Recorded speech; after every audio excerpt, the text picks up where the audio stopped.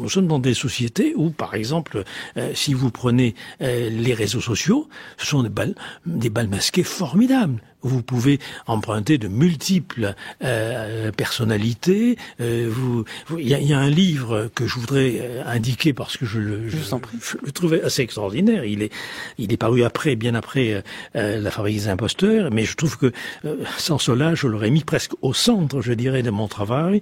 C'est un livre de Giorgio Mangini qui s'appelle Fake. Vous avez un personnage qui est comme ça sur le net. Alors il commence par emprunter quelques profils, quelques avatars de lui-même pour entrer dans des sites de rencontres et finalement consommer de la chair par quantité considérable.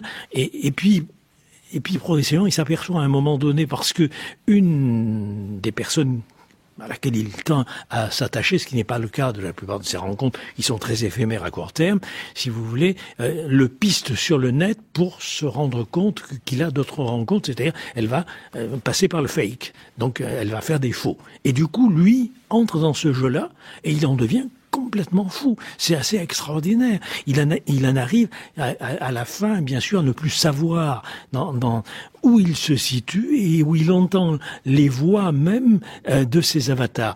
Je crois que, je ne vais pas davantage développer cet ouvrage qui me paraît très intéressant comme révélateur de notre société. Vous voyez, c'est pas notre société qui le produit, mais c'est notre société qui révèle en quelque sorte le caractère liquide, éphémère des relations sociales et amoureuses aujourd'hui. Ça ne détermine pas, mais ça favorise.